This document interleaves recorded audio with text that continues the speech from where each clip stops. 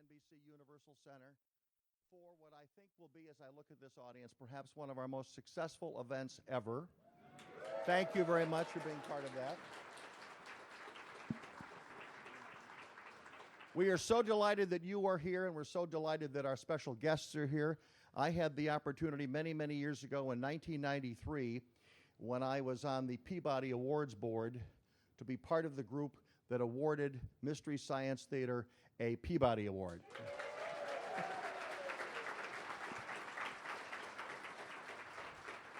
Couple of housekeeping and commercial announcements to begin today.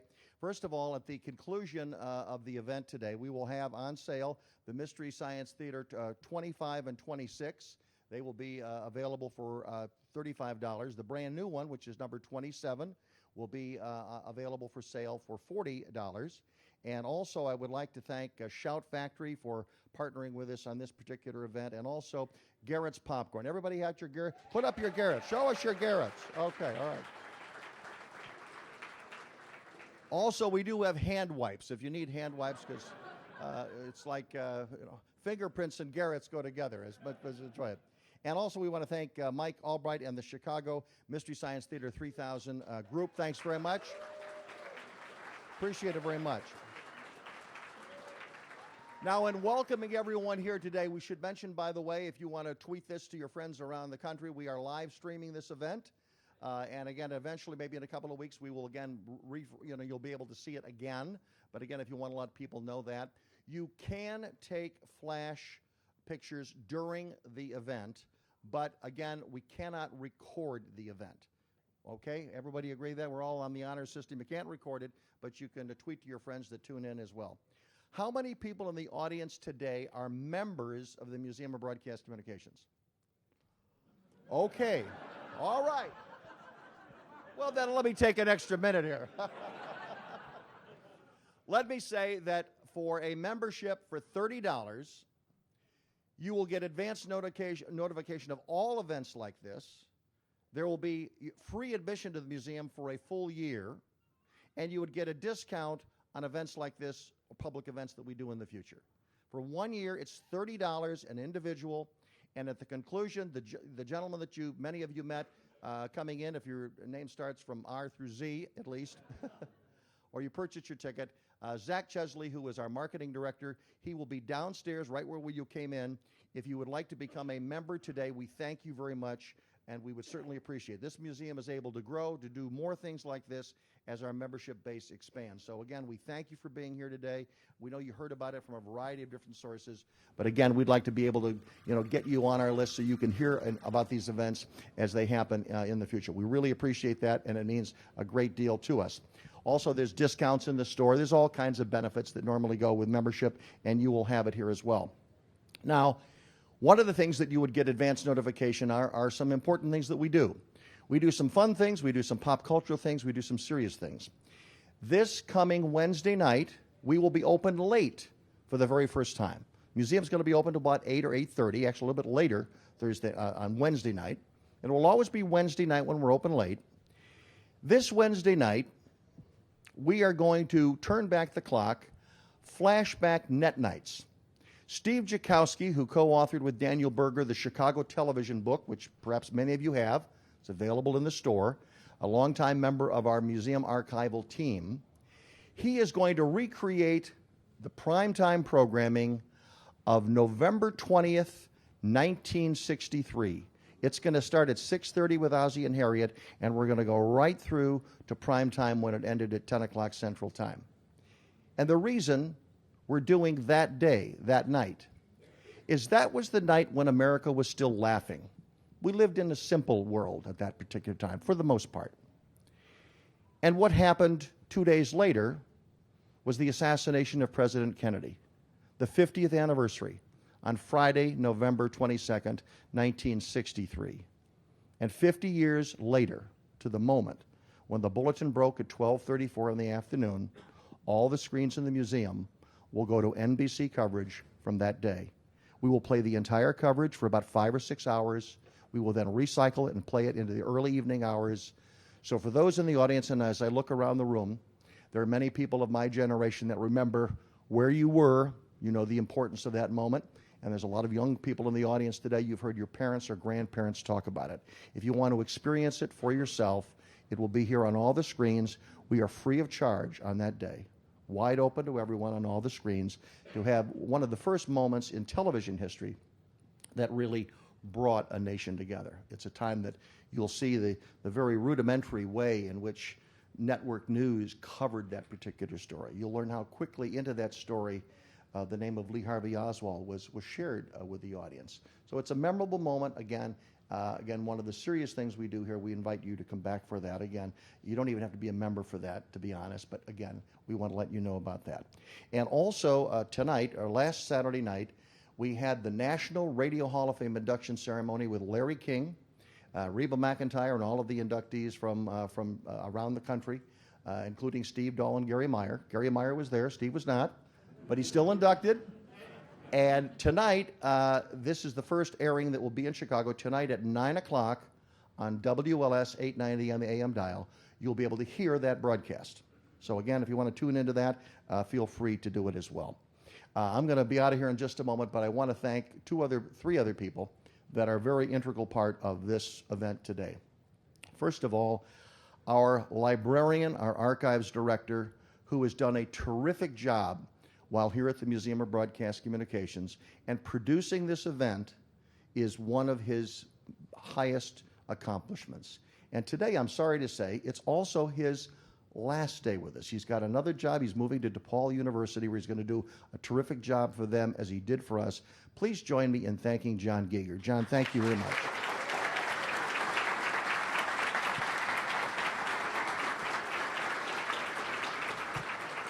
A few moments ago, I mentioned Steve Jackowski, who's the television archivist of the museum, who's co-author of that book, Chicago Television.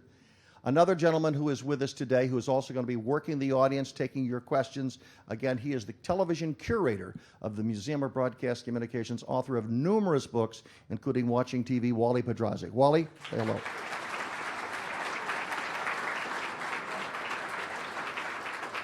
And last but not least is the new radio curator of the Museum of Broadcast Communications, who normally at this time is hosting Those Were the Days on WDCB, but he also knows a thing about television, and it was his idea to have this event today. Please welcome a terrific friend, a great talent, a great historian, Steve Darnell, your host for the rest of the day. Thank you.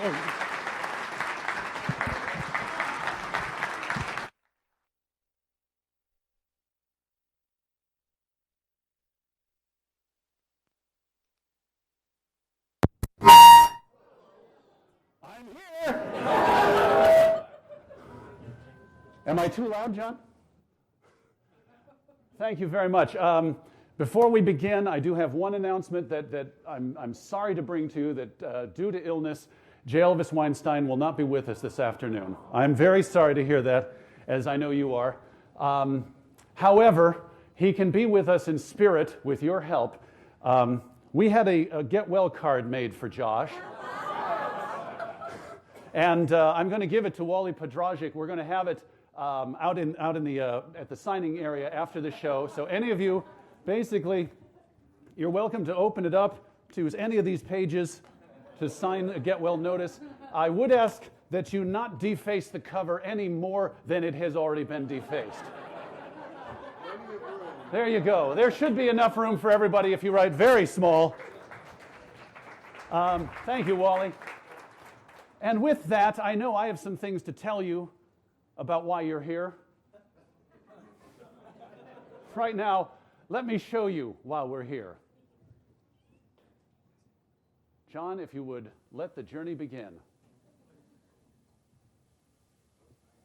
In a not too distant future, next.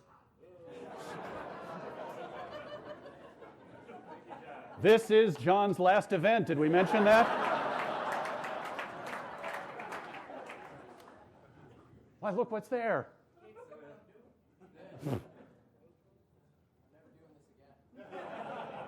Yeah, we could have told you that, buddy. Well, I'll tell you what. Oh, you're almost there. You're almost there. A little more. Go.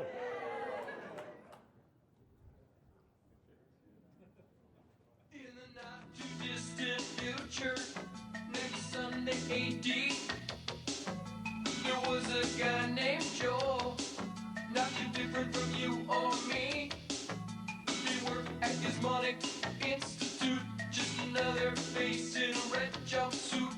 He did a good job cleaning up the place, but his bosses didn't like him, so they shot him into space. We'll send him cheesy movies, the worst we can find. He'll have to sit and watch them all, then we'll monitor his mind. Now keep in mind, Joe can't control where the movies begin or end, because he used those special parts to make his robot friends. Robot, roll call Cabot, Gypsy, hi girl, Tom Servo, Crow. You're wondering how he eats and breathes and other science facts.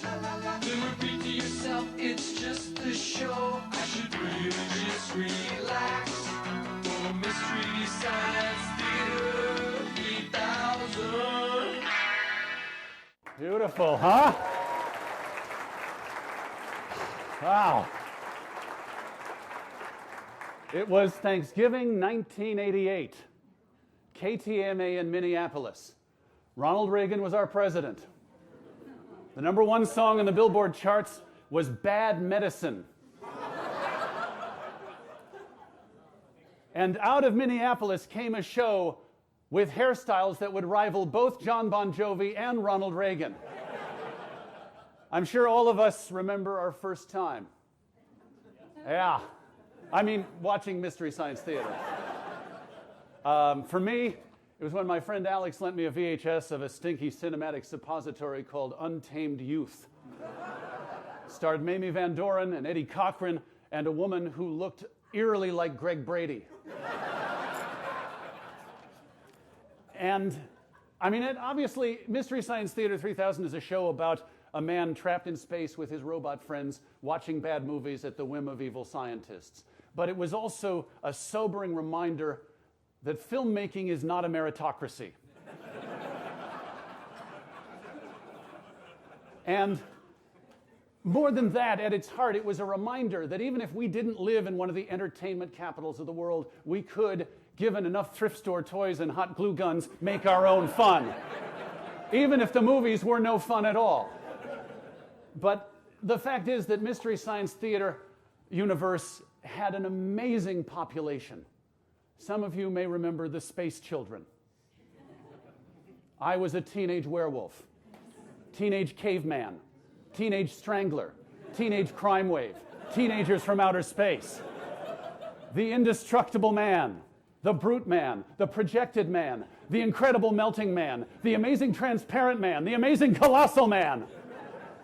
On the distaff side, we had Racket Girls and Girls Town, the girl in gold boots, the girl in Lover's Lane, and for the more mature girls, women of the prehistoric planet. There were slime people and pod people and mole people. There were side hackers and skydivers and starfighters, hellcats, hobgoblins, beatniks, wild rebels, killer shrews, fire maidens from outer space, and in what can only be described as none of the above, there was Mr. B Natural.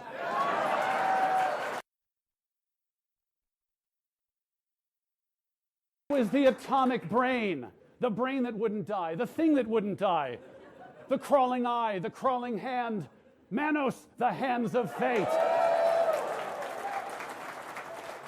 There was Gamera, Godzilla, Gorgo, Hercules, Mitchell, Sinbad, Samson, and of course, Santa Claus and Hamlet.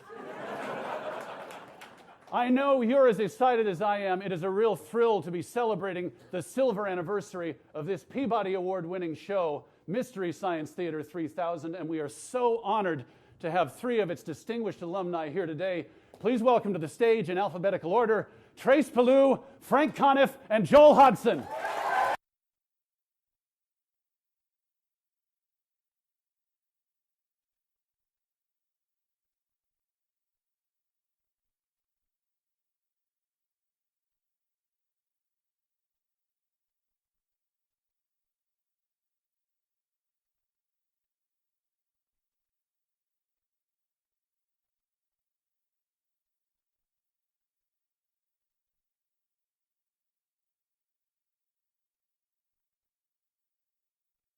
Resolved, right? Should have them. Can you? Yeah. Hello. Hello. Is there anybody in there? Steve, thank you for that. That was great. Thank you you for that very- introduction. That was so funny. And We are so copying that. Or as we used to say, ripping it off. That's fine. You know, well, you guys have been all about taking from a variety of sources and making it your own. You know, that's, I think, one of the reasons that everyone here is so enamored with this show. We're celebrating the silver anniversary. Yep. Can they hear me? Frank, is that you? So that's 2 cheeseburgers, fries. Am I right? Drive-thrus, am I right? Come on. You start Monday, don't you? see Lena, the headless wonder. She's all real, all live. But who's not on? Am I on? Yes, everyone's on. Okay. Bill, pickup line 3, please. Now, let's go back 25 years to the beginning. Joel, Yeah. it's a show about two mad. That's you, right? Yeah. Yes. It's a show you take to Jim Mallon at KTMA. A show about Yeah. two mad scientists. They shoot a man into space. They force him to watch bad movies with his robot companions. Well, not really. It didn't start exactly. I was gonna like ask, that. what was the it didn't first start part of that? exactly like that. I was a stand-up before I used to,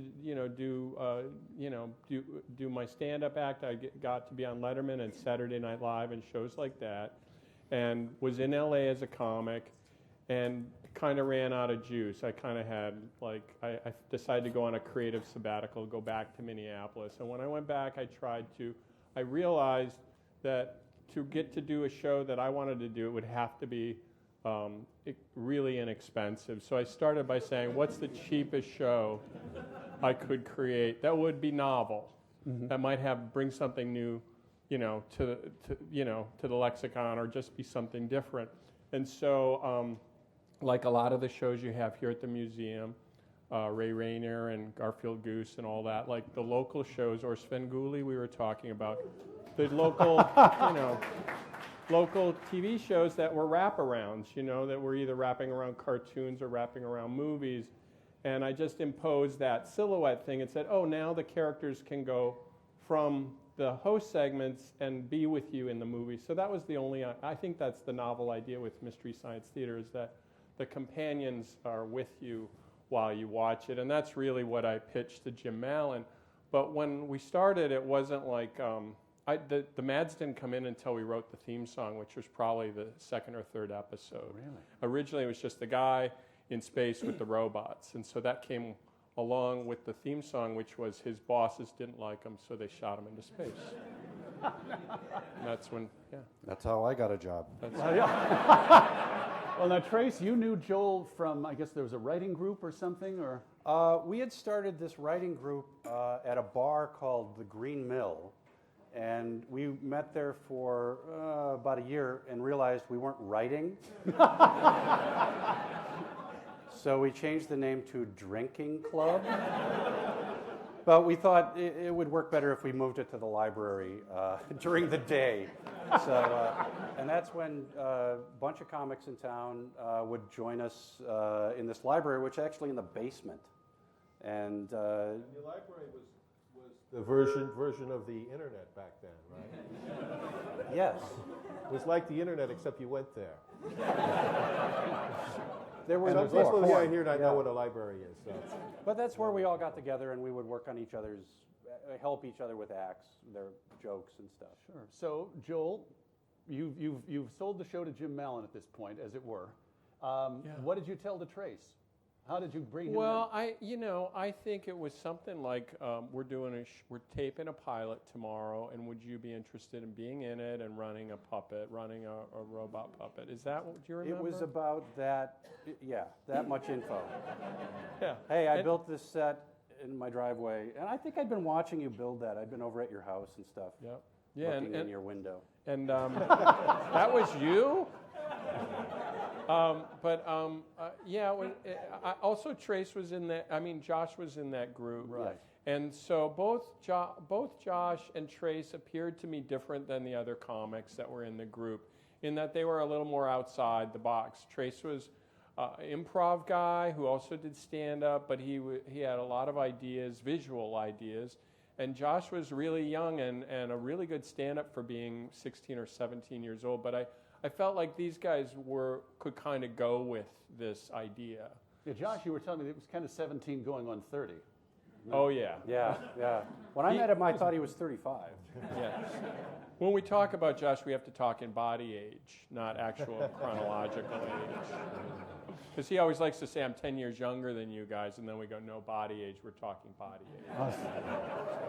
So, now, Joel, I think you told me some years ago that you had actually made a number of robots that could have been used for this pilot. Oh, yeah. When I came back from L.A., I just didn't know what I wanted to do exactly. So I started collaging robots out of found objects. And I made probably 50 of them and sold them through a store called Props that was in Calhoun Square.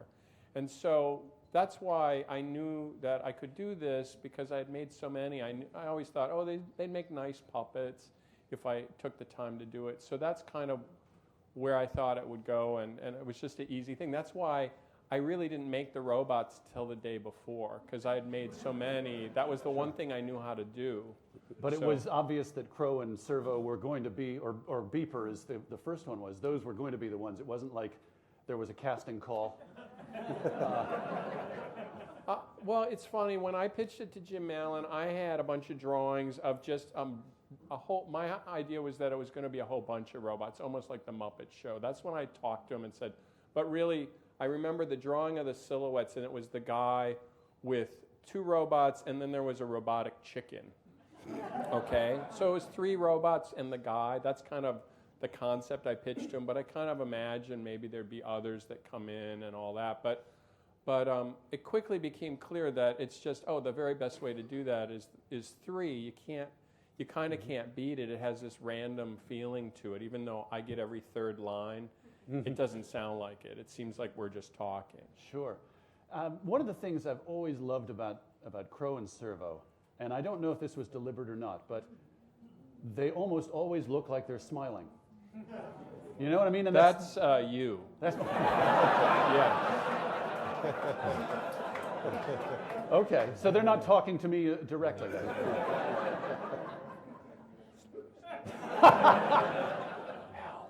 So that wasn't.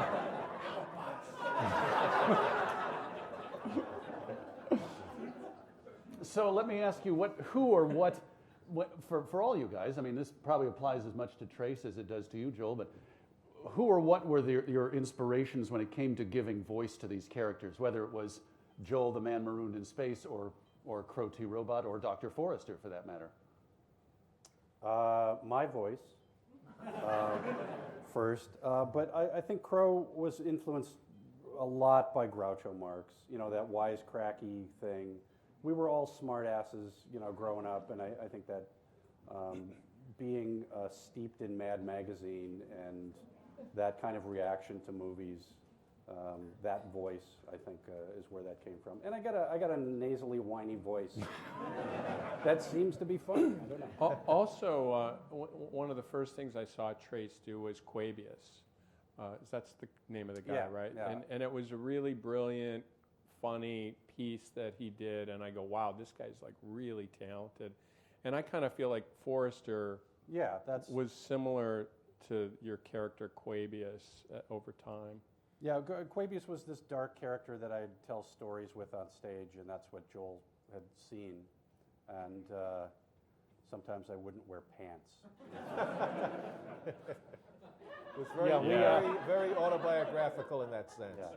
Yeah, I'm glad we had that discussion this morning. I think too what emerged, like I think I tried to impose a voice on Crow, say, oh, make him sound like a robot, and Josh, you know, I think what happened though is the more we did it, the more Josh and Trace became, I mean, they're really Trace and Josh. We had to reach a comfort level, you know, sure. and we started with other, like Beeper was very, very difficult to do any voices at first. And that was the beauty of having all those episodes at KTMA to just workshop this thing and really hammer out, what, in 20 episodes? 22, yeah. That, you know, who gets to make a pilot that's 22 episodes long? Now, who's the Lou Reed fan among you? Well, I think Frank and I both are. Okay. I mean, I really liked what you said on your Twitter feed about Lou Reed. Oh yeah, I said I offered my condolences to his offspring, which is punk rock, hard rock, metal, grunge, and the world we live in.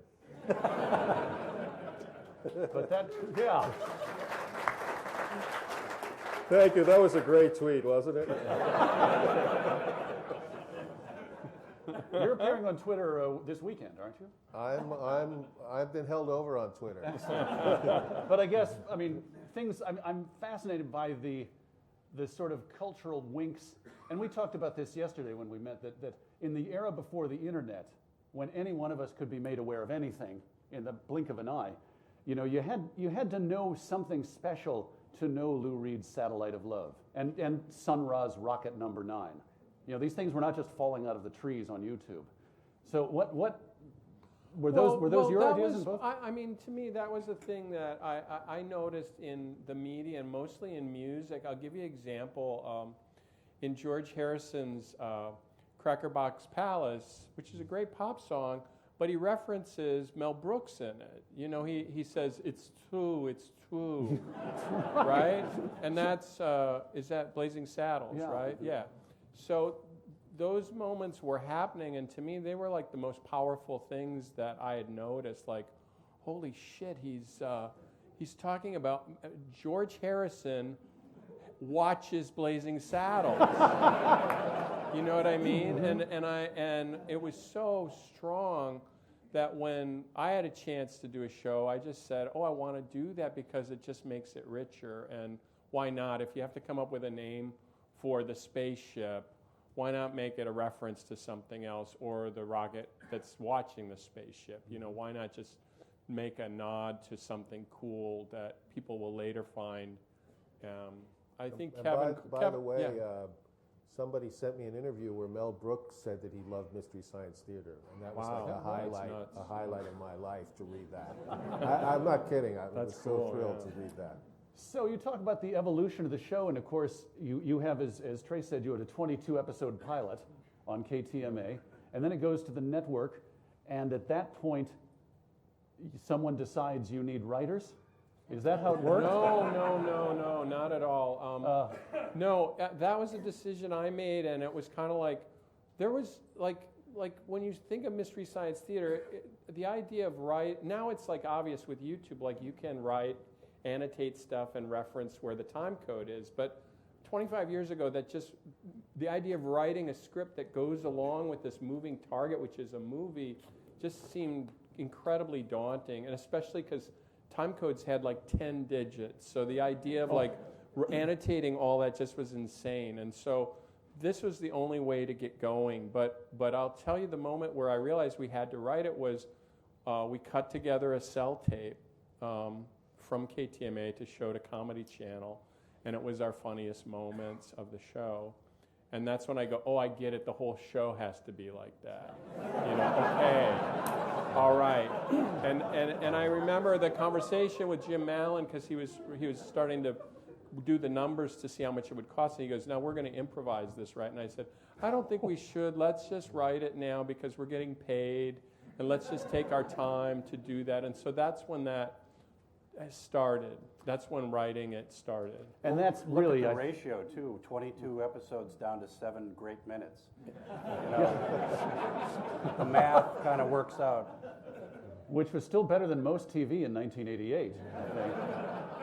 But in fact, no, that's of course the Mystery Science Theater that most of us think of is that which was scripted. I mean, some of you I know have seen the KTMA shows. I don't encourage anyone to look at KTMA unless it's for, study. We were so embryonic in figuring stuff out and just trying anything, and some stuff would stick and others wouldn't, and the bots were still evolving, you were still building, like Beeper became Servo, and it's not fun to go back and look at that. It's like watching somebody do Mystery Science Theater at a party.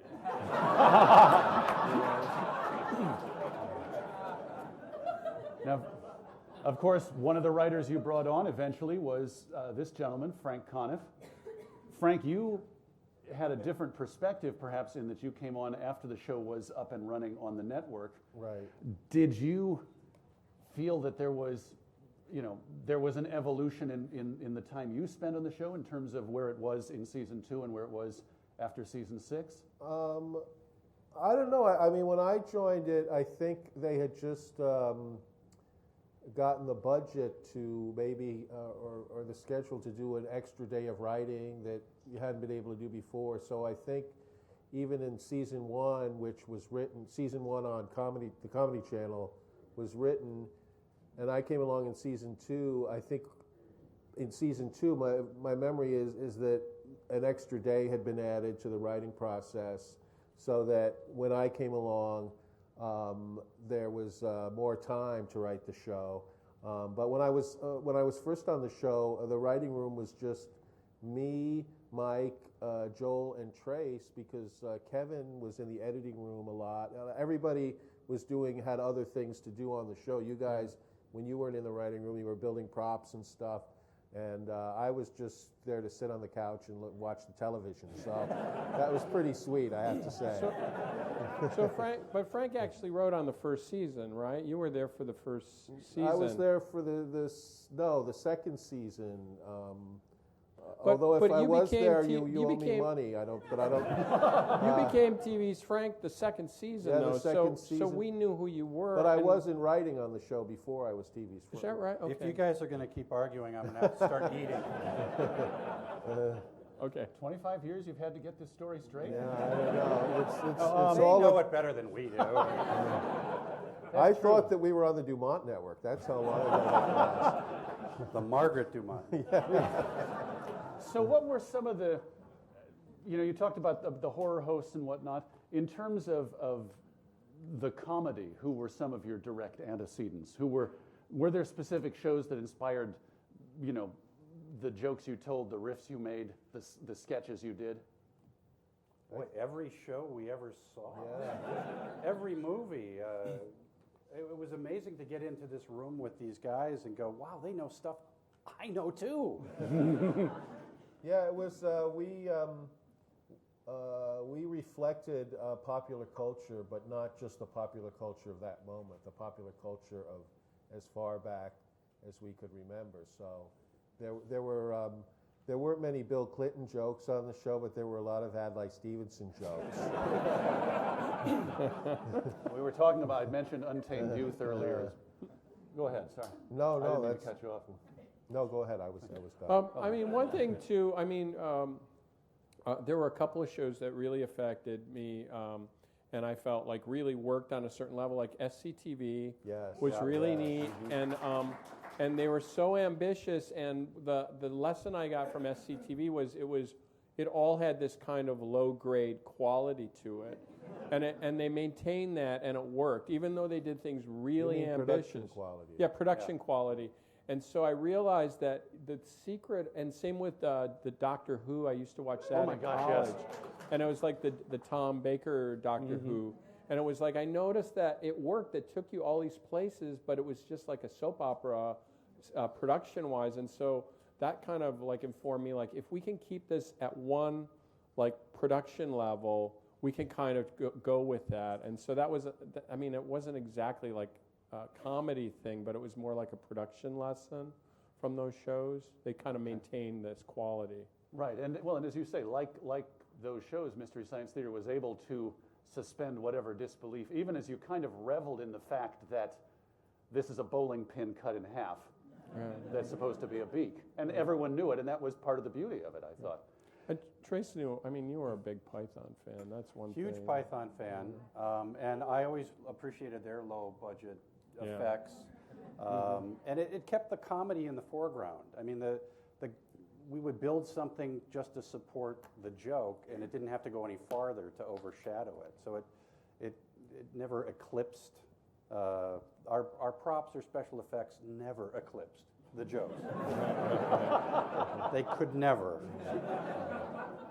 Now, Frank, what about you? Who were some of the? I mean, I know you in particular have a fondness for the earlier eras of entertainment. Yeah, and I totally agree with SCTV and Monty Python are two of my favorite TV shows of all time. But I'm also, as I think Joel and Trace are, very influenced by the Marx Brothers, by W.C. Fields, Jack Benny, Sergeant Bilko, all that. And I think Trace and I, without even discussing it, in the Forrester TV's Frank relationship, was a very much in the vein of old-time comedy teams like Laurel and Hardy and Abbott and Costello. That just came like very naturally to what we did, and when people compare it to that, I'm very complimented whenever anyone says. I'm very complimented when you just referenced it. Someone once said to me, and this is not true, I don't for a minute believe it's true, but I was so complimented.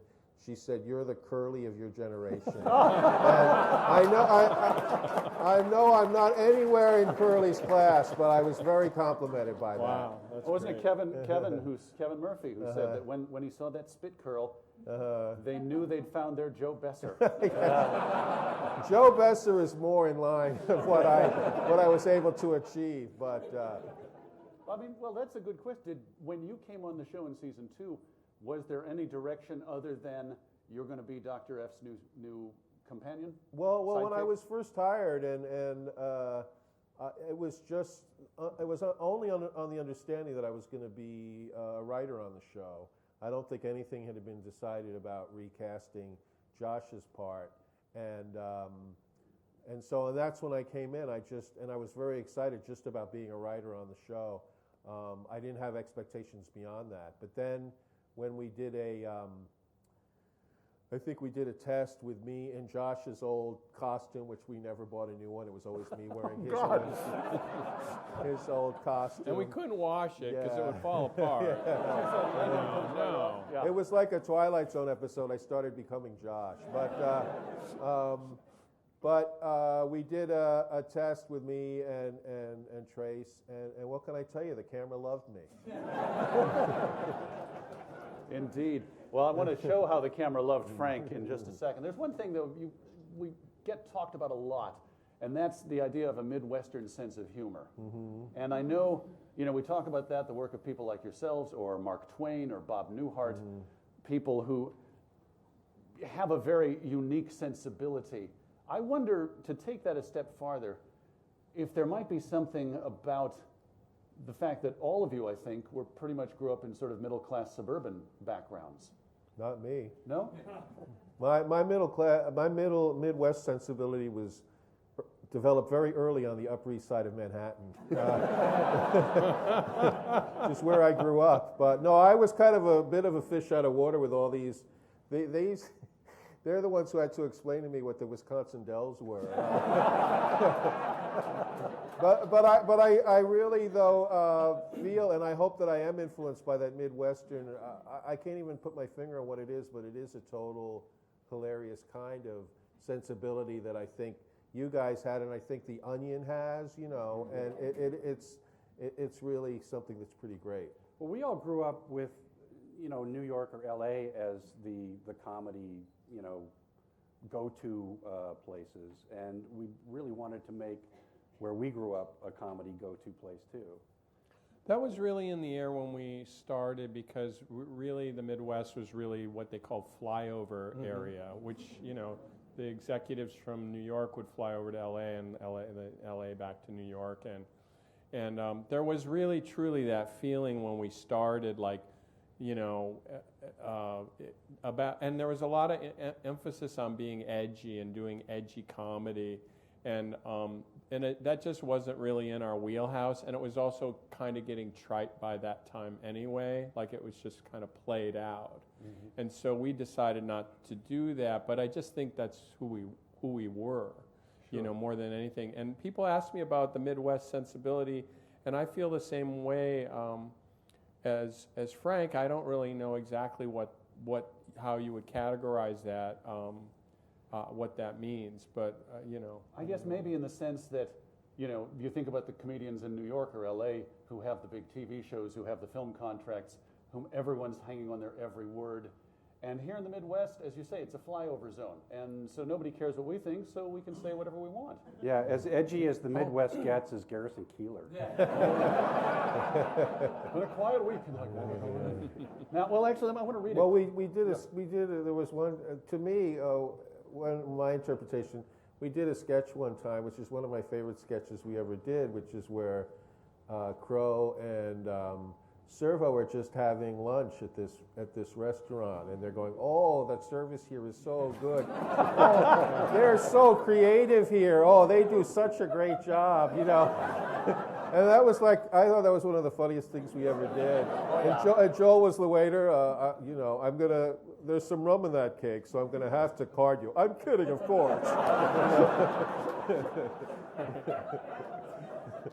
Well, one thing I want to say on that note too is Minneapolis was such a great place for us to start. The people are really like that. Oh, your show is so creative. Oh, you know, we laughed until we stopped. and they're just super encouraging people. And the comedy scene was really big in Minneapolis. That's where we all met. But people are for some reason, they were really encouraging. It wasn't like we ever hit any kind of roadblocks with people. They always kind of got behind what we were doing. That was really important when we took it to Comedy Channel. We had like 1,000 people in the fan club. We had really good press. We were doing okay numbers, you know, so that was a big thing too. The Midwest is a big part of the success of I the wanted show. to actually read a quote from a fellow Midwesterner, Paul Westerberg, of the Replacements. And Two people. you be thank me you. for a while, and I'll be you. In fact, the lower class is so desperate to rise above where they are that they'll do anything, which explains metal bands. The upper class of wealth and affluence will try to make art because they've already seen money and power, and the middle class doesn't give a damn because they're right in the middle. You know, maybe would that have something to say about the sort of humor you guys did, in that sense that, you know, we're not here, we're not scrounging for our next meal, we're not riding the yachts. I thought there was going to be a quote about how much he loved Mystery Science. Oh, I'm sorry. I was really excited. I assumed that's who Joel was quoting. I'm in a grunge band, you know. I think there might be something to that. I think we just, you know, it's kind of like movie riffing itself was really this kind of weird thing. It was kind of like became like, we realized there wasn't a lot of heat on the jokes like a typical sitcom where you got to nail the joke and go to commercial. It's like this, because of the form of it, you could throw in stuff, big things and little things, and it kind of didn't matter. So it was kind of like the new land, I felt, for us, and we kind of were just filling it with whatever was amusing to us. But I just don't think that would have existed in a typical LA writing room. Mm-hmm. We talk about this a lot because it just wouldn't have happened because there's pressure. Oh, sure. And because we were doing something new, there was nothing to compare it to. And so that just allowed us to amuse ourselves and go, oh, well, why don't we just remark on the look on the guy's face? You know, we'll just do that and it works, you know. Right, and then on those times when you actually threw in canned laughter, I mean, it was doubly absurd because it was the idea like, what, suddenly there's an audience here? This is insane. You know, if you guys have a moment, Sure. Hey. maybe we could take a trip back in time to Deep 13 and the Satellite of Love and see exactly how much the camera loves Frank Conniff. We're not all going to fit Okay. into the past. Now keep in mind this, John's way over there. This may take several tries, but it will be totally worth it. Okay. Come on in. A little bit more. That's good. Okay. People of Earth, my name is Joel, and I'm marooned in outer space. It's time for the invention exchange. What have you got for us, skanky boy? Well, my invention this week is for sign language. I don't know sign language, so I invented this device. It's a translator. You speak into one end, and it does international sign language on the other. Let me show you what I mean. Okay, let's do something simple.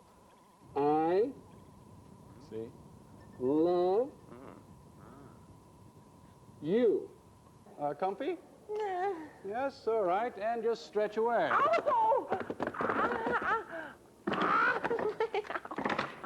Oh, it doesn't hurt that much, you whiny baby. If you go to absolute zero, there'll be no molecular motion. It'll start a chain reaction and kill us all. Yeah, that's kind of how it played out in our scenario, too. Well, wait a minute. That's kind of stupid, isn't it? Yeah, it's stupid. We got to get him out of there. Oh, good one, Joel. Okay, you guys, I'm all set up in this thing. What was it for again? Oh, if you must know, Joel, we're going to surgically alter your face so you look just like Arch Hall Jr. Wait a minute. Who's Arch Hall Jr.? Oh, you know, Arch Hall Jr., the butt-ugly teen star in today's movie. Now, this might hurt a bit. Oh, Dr. Gypsy, patient needs gas. Come to me, for I am the magnet, and you are steel. Well, you look like Maud. They're going to kill Joel! They're going to kill Joel! Help! What do I do? What do I do? I gotta get him out of here! Hey, look, there's a prize inside that box of ham dingers, an escape pod. I gotta go, guys. Hey, see you later. Sorry, folks, I can't come back. I don't know how it works. Goodbye. Frank, can't you see we're ruined? What are we gonna do? Well, we could send someone else into space. Who are we gonna find at this late date to send into space? Did you guys sign my time card? Hi, everyone. I'm Mike. Welcome to the Satellite of Love. We're not ready. You go first. Hey, no problem. Our invention is you. I'm Dr. Clayton Forrester. And I'm TV's Frank. See?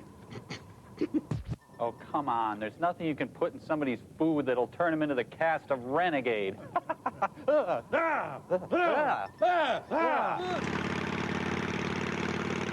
I'm sorry. Mike's not here. I'm Carol Channing. Hey, how are you doing, and what do you know? Glad you could be here to see my show, yeah. Oh, my. Okay, everybody. In the spirit of the 70s, I've come up with a brilliant blaxploitation film for all of us to star in. Crow, I don't know. It just seems to me that you've reworked Earth versus Soup and inserted jivey character names. Oh, like I'm that lazy. Now, I'm confused. Am I Chocolate Jones or Sugarfly McQueen? You're both. Thank you. Thank you very much, ladies and gentlemen. Tip your waitresses. Good night. Yeah, thank you very much. Oh, thank you. Oh, Tom, that really Sucked. I love to go out to eat. Hey, I can eat all the cheesecake I want. It goes straight to my hips, but who cares? Well, hello, Dr. Fisk. Tell me, what is your... Sometimes it's just too easy.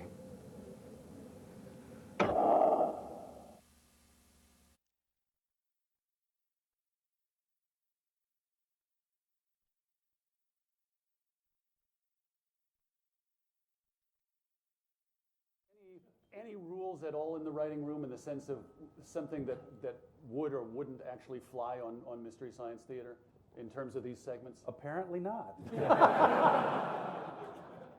Not that I know of. I think that we kind of policed ourselves. If somebody was offended by an idea, we just had a rule that it would just get thrown out. There was no discussion. There was no defending an idea. It was like, I don't like that, and we just take it out. So people just were free to kind of go, that's offensive, or I don't want that in. I think we had Well, maybe we ended up doing that one now.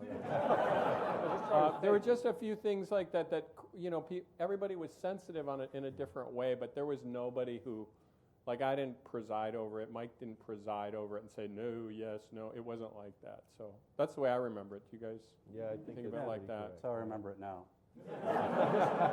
I'm just trying to think of an idea that was too offensive for Mr. Because your show was never deliberately offensive. No, we were always aware that kids were watching the show. Yeah. And we never wanted to get in trouble with their parents.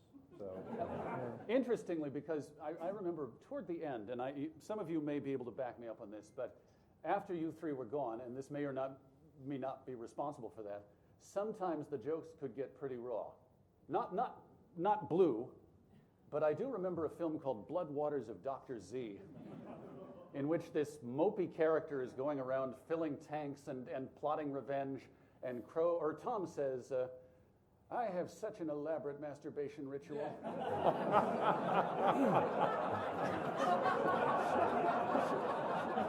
you know, our mics were on at all times. That could have just been something that... It wasn't, so you're saying it wasn't a riff? I don't think it was. Yeah, you were just saying. So that's just Kevin musing out loud? I think that's for the panel after our panel. Well, you know, dirty, filthy, scatological jokes are the easiest way to get a laugh, which is probably why I do them so often. Well, you'd mentioned Mike Nelson, who we saw just there as the second host of the show. There is something I've wanted to ask you for a long time about this, Joel. Who was better? That's easy. No, Mike was obviously better. I think it's a really unfair thing. No, and when I answer that, it makes it sound like I care, and I really don't. I know. I was always sort of amused. I really don't. But Mike was so talented and did such a good job for us that it was just like, I think he just did a great job. And recently I've been asked to look at a lot of the shows. People ask me what are my favorites and stuff like that. And I got to go back and watch a lot of the Mike, Kevin, and Bill ones. And they're really great shows. They're brilliant. So I think they did an awesome job. Well, and you've said in the past, I think all of you have said, that Mike was really, when he came on board in season 1 on Comedy Channel, he was really kind of a catalyst in the sense that he's the one who would actually come up with something besides, oh, that costume looks ridiculous. I think Mike said that. Oh, did he? Yeah. Yeah. So what did Mike bring to the writer's room? Well, it's kind of like, I think to me it was like really equal in the room. Everybody threw in stuff like, by giving him the title head writer, it sounds like he sat at the head of a table and we pitched ideas, and that's not really true. When you're the head writer on Mystery Science Theater, you hold the remote. Okay? I think one thing that Mike brought to the writing room that I'm very grateful for is me. Yeah. He's the one I think that recommended me. I was his friend doing stand-up, and I think he was kind of a catalyst in me being on the show, so that was pretty cool, I thought. Very. I know, and I'm sorry Josh isn't here because he's the one I guess we have to thank for bringing Mike on the show. Yes. Well, and me. Let's not forget well, that. Of course. I mean, Josh brought me down to see Mike, and I'm the guy who said, yeah, let's get Mike. Yeah, for sure. Josh didn't have free reign, man. No, he's 17 years old, man. Come on. I apologize. I didn't mean to impugn them. We all knew each other from the comedy scene, and so what I did was I just let the newest people who were still doing stand-up go and find the new people. So Josh found Mike found Frank, and just it went on like that. So it's like Mike also, I think, might have brought Bridget along because they went on to get married. Yeah. But I think he had, he knew Bridget from being married to her. No, he wasn't married to her when we did the show. They got married during the show. Yeah. Oh, that would have been a great episode. Oh, I know. You guys never did a wedding. Well, you did a wedding episode, but. Well, they already the Tiny Tim Miss Vicky thing kind of soured. I've always been curious about a credit that appeared in the early years of the show because you had head writer and then you had creative pit boss. And I'm not sure. Wow, I don't remember that. I don't remember think that. that was credit. like one of us had to be responsible for something like cleaning the kitchen. I don't remember. There was that. Traded that around. I think there was a movement to give people on the show a credit that would do them no good in their subsequent careers. Right. Now, Frank, as I understand it, one of the responsibilities you assumed when you came on the show was sort of the point person for auditioning the films that would be used on the show. So what did that involve, and dare I ask what criteria you had? Well, the movies had to be shitty. So you were really strict about that. Yes, I was strict. Yeah. In case you guys were wondering why he brought in those shitty movies. But, you know, people ask all the time, are there movies that are so bad you could never put them on Mystery Science Theater? And the answer to that is yes, most of them. Most of them, because the ones we did were actually the cream of the crop. But there's a lot of movies, like we had certain criteria, like for one thing, you had to be able to see it, hear it, because some movies that I would watch, the sound was so bad you couldn't hear what was going on, the lighting was so bad you couldn't see anything, and we still did a lot of movies that had really bad lighting and bad sound, but, and also having some kind of narrative that you can follow is very helpful, actually. And it's true, and I say this in all sincerity, that I think the people who made the movies really did the heavy lifting for the Mystery Science Theater episodes. They provided a story and a narrative, and we just put the jokes in, but even, you know, the most incompetently told story is still a story, you know, but some movies never even got to the point where they had stories, you know, and so those ones we didn't do. But yeah, it was kind of like the Supreme Court definition of pornography. You knew it when you saw it, and you see it a lot. I thought it was funny too, because this again shows how long ago this was. When we got the movies, they came in a huge cardboard box. They were VHS tapes, just filled, and we just put it in Frank's office, and he would go through them, and then